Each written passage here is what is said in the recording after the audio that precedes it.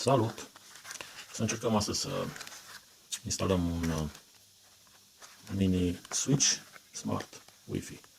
Să comandăm un releu, un bec, să vedem dacă să reușim. Asta l-am luat din China, undeva la 7 euro, bucata. Vin cu instrucțiuni de instalare, de conectare.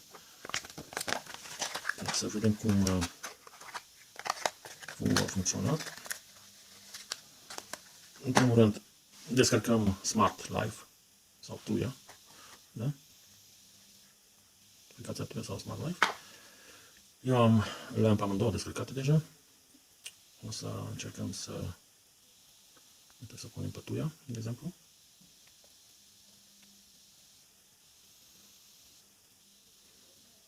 Da, vă faceți aici adăugăm o familie, zicem. Eu am încă una, dar adăugăm alta de test.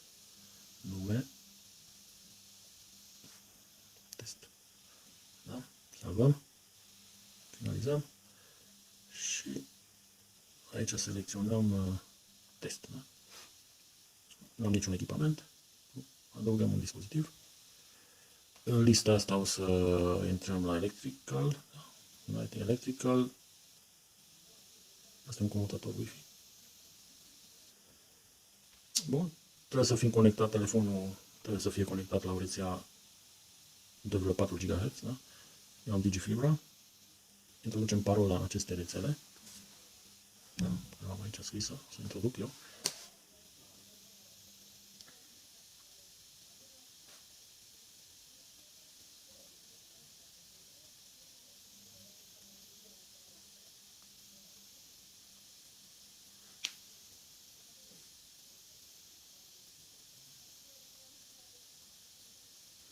Bun. Acum trebuie să resetăm device-ul, da? Mini switch-ul ăsta. L-am conectat la rețea, fază și neutru, da? L-am pus cu ajutorul acestui cablu la direct într-o priză. Așa. Și trebuie să resetăm. Trebuie să ținem apăsat butonul ăsta reset undeva la 5 secunde până începe să blincă ele, să confirmăm aici că indicatorul LED-ul clipește rapid și acum scanează, să vedem dacă găsește. Aceasta e metoda mai rapidă, să vedem dacă găsește, ar trebui să-și înregistreze. Da, uite. Și l-a finalizat. Am adăugat. Pot să-i schimb numele.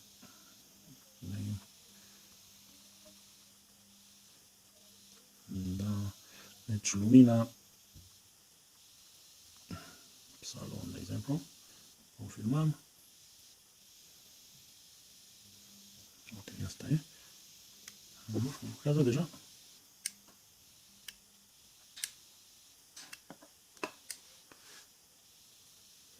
Am și aici. Verde e aprins.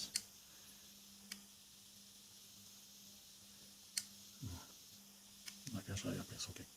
Acum să-l opresc. Și o să-i conectez ca să observăm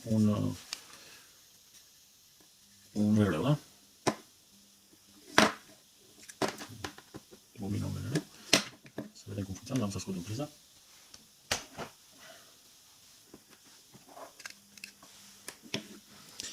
Așa, avem ieșirea aici, fază. Iau un releu cu bobina la 220, da? Un releu intermediar, ceea ce neutru.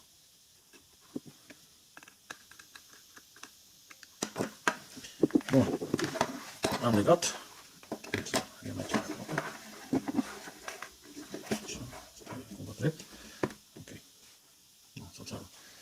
Ducem în priza. Se vede că s-a aprins, deja el are memoria ultimul stadiu în care a fost, rămâne în serie. O prind aici. Pornim.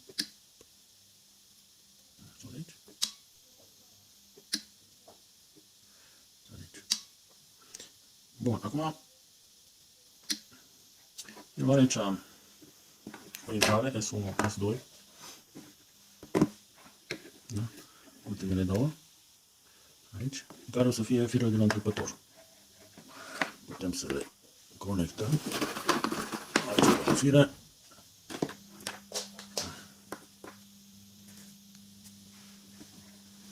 Da? Simulăm un întrebător.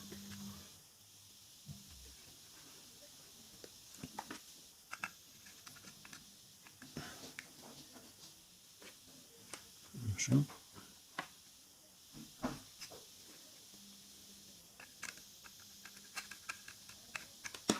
Bun.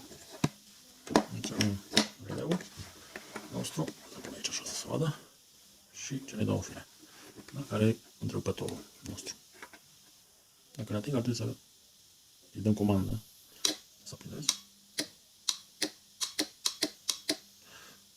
Ok? Aici observăm de asemenea pe telefon. Da? Arată că e verde, deci îi aprins. Da? Și dacă îl sting, se stinge și pe telefon. Uitați. Bun, acum să zicem că de ceea ce n-am tensiune, că sunt două fire fără tensiune de la întrebător. Da? Că de la întrebător e aprins și vreau să-l sting de la telefon. Da? Se stinge, da? Pot să-l aprind de aici și pot să-l sting de la întrebător. Pot să-l aprind de la de pe telefon, în aplicație, sau să sting de aici.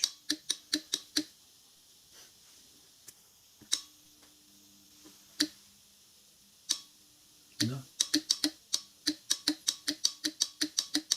Funcționează foarte bine. Și este o soluție foarte economică, zic eu, și simpatică de domotică, nu? Asta în cazul unui întrebător simplu. Da, putem comanda prin telecomanda asta, prin telefon, de oriunde de pe glob, deci nu numai din casă. Putem comanda ieșirea asta, în cazul meu, un relev, care la rândul lui am folosit un relev, că putem pune după aia să comandăm orice altceva, un motoraș, orice instalație electrică dorim, sau direct un bec.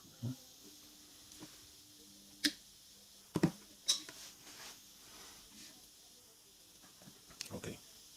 Asta e în cazul tuia. Acum, dacă dorim și vrem să folosim Smart Life, da? Atunci pornim Smart Life. Aici am alte, de exemplu,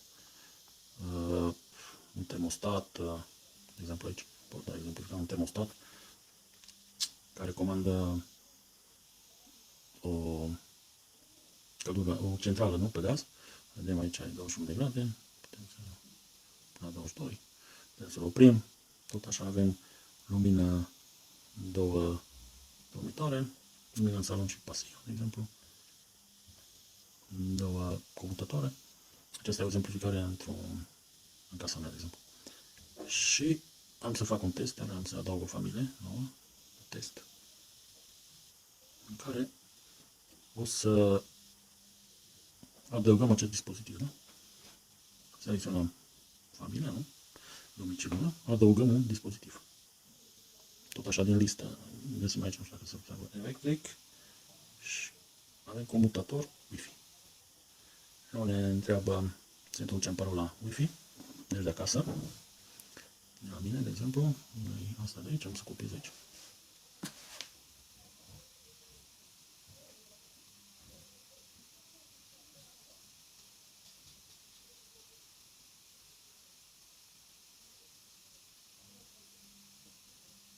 Da? Dăm pasul următor. Acum trebuie să resetăm aparatul, unde și spune trebuie să ținem apăsat butonul reset. Le clipește rapid.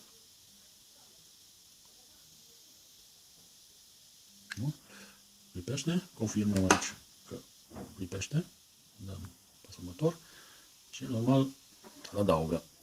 Îl găsește și îl adaugă. Am specificat că telefonul trebuie să aibă activat Bluetooth-ul, da?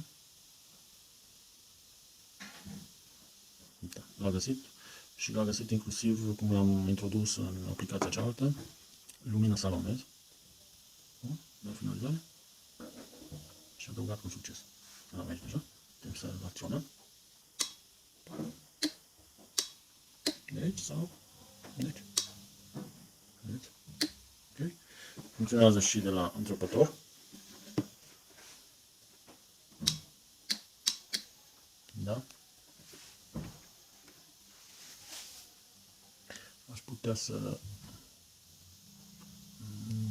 Bun. Ok, funcționează. Acum, în cazul în care avem un comutator de tipul, trebuie să vă desenez. Deci aici avem un întrebător simplu. Vedeți-vă că avem un comutator cap-scară, nu? Cum putem să realizăm comanda unui comutator cap, cu ajutorul unui comutator cap-scară, nu? Am să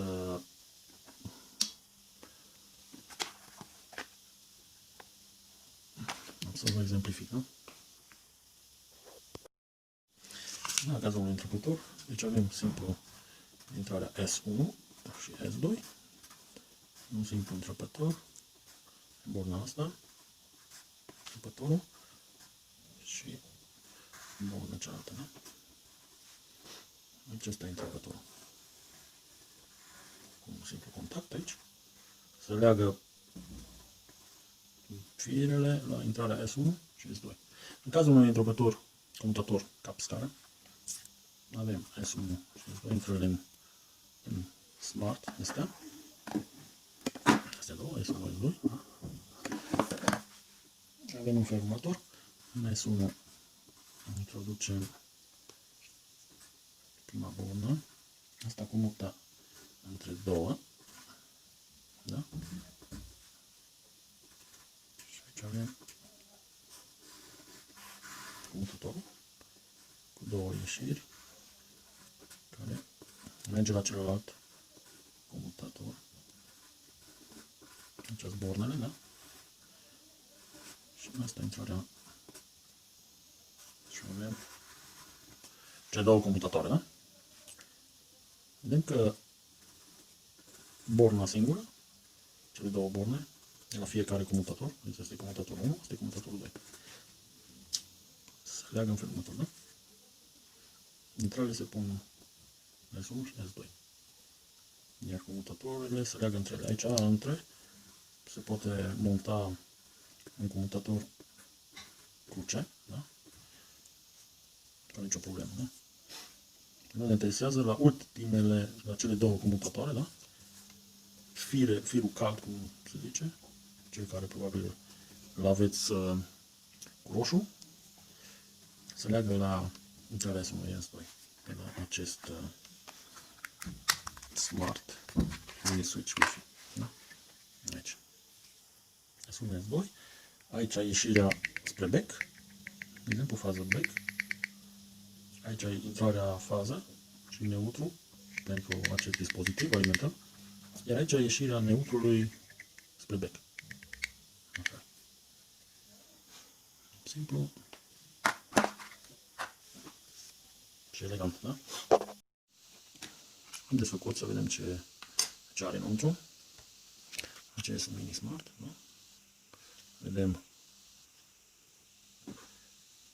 intrarea L-in, faza, intrare, neutru, da? Neutru ieșire, S1 și S2 care sunt intrările de la întrebător, da? Și asta e ieșirea L-out, faza. Aici e butonul de reset. Da? Pe intrare vedem că avem o siguranță de 15 amperi. 15 amperi. Iar partea asta altă, vedem că are sursa de alimentare aici, modul Wi-Fi și un releu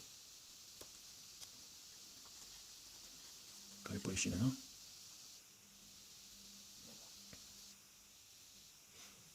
De cât e?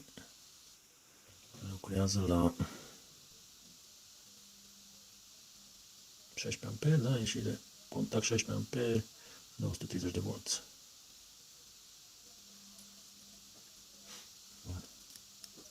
Deci așa este construit mini switch-ul Wi-Fi.